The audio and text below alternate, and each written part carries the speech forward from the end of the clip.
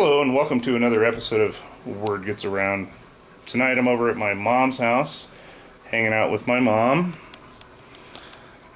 my good friend Brad Proudfit that I haven't seen face to face in 25 years, and as an extra added bonus we're barbecuing too.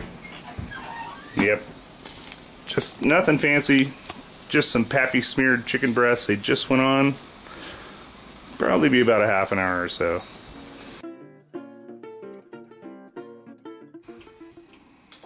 Is that bamboo? Mm-hmm. Wow. That is so cool. A guy that my wife works with went to Alaska and shot a polar bear. Wow. And I asked him, I said, why? And he said, because. Well, I come from a long line of hunters, and there were a lot of winters that had my parents not shot deer, we wouldn't have had meat. If you are going to, and this is about the only thing I agree with Ted Nugent, if you're going to kill it, you better eat it. Yeah. I'm okay with it. If you're doing it because Sport. I have no time for it. If you're gonna catch the fish, don't let it go. These are my mom's elk antlers.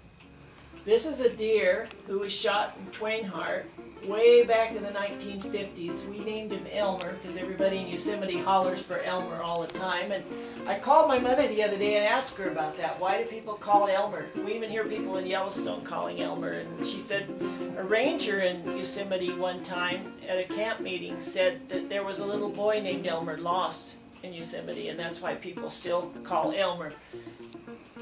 The elk, not a moose, it's an elk. It's named Bullwinkle. The one with the Christmas tree lights. Yeah.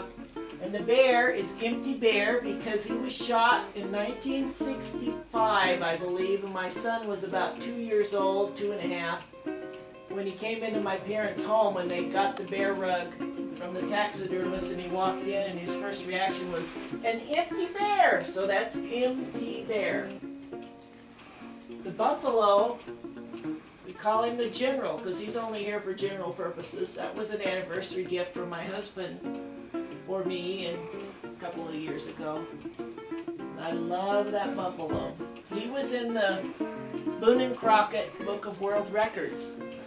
He was the biggest buffalo kill ever in the history of the world for a long time.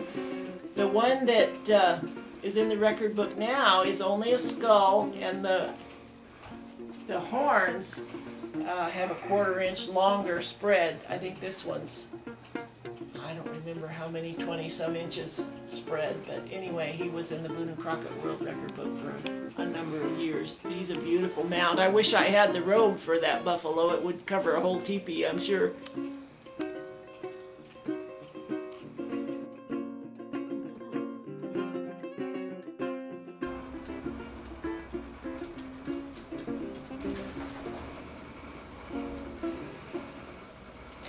I just got this letter.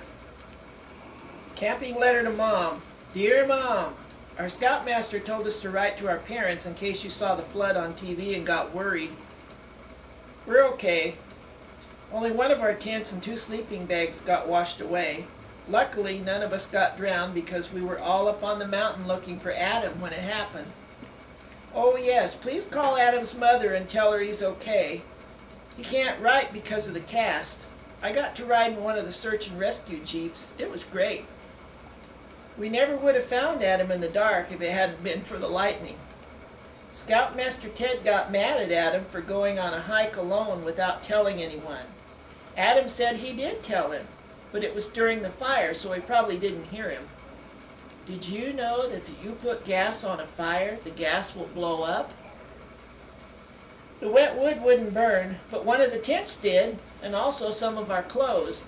Matthew's going to look pretty weird until his hair grows back. We will be home on Saturday if Scoutmaster Ted gets the bus fixed. It wasn't his fault about the crash. The brakes worked okay when we left. Scoutmaster Ted said that with a bus that old you have to expect something to break down. That's probably why he can't get insurance.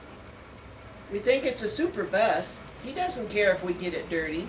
And if it's hot, sometimes he lets us ride on the bumpers. It gets pretty hot with 45 people in a bus made for 24. He let us take turns riding in the trailer until a policeman stopped and talked to us. Scoutmaster Ted is a neat guy. Don't worry, he's a good driver. In fact, he's teaching Horace how to drive on the mountain roads where there aren't any cops. All we ever see up there are huge logging trucks. This morning, all the guys were diving off the rocks and swimming out to the rapids. Scoutmaster Ted wouldn't let me because I can't swim. And Adam was afraid he would sink because his cast is concrete, because we didn't have any plaster. So he let us take the canoe out. It was great. You can still see some of the trees under the water from the flood.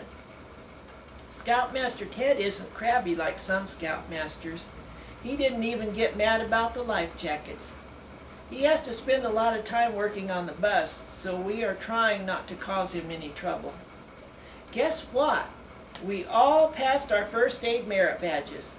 When Andrew dived into the lake and cut his arm, we all got to see how a tourniquet works. Steve and I threw up, but Scoutmaster Ted said it was probably just food poisoning from the leftover chicken. He said they got sick that way with food they ate in prison. I'm so glad he got out and became our scoutmaster. He said he sure figured out how to get things done better while he was doing his time. By the way, what's a pedal file? I have to go now. We're all going to town to post our letters and buy some more beer and ammo. Don't worry about anything. We're fine, and tonight it's my turn to sleep in the Scoutmaster's tent. Thanks, Mom.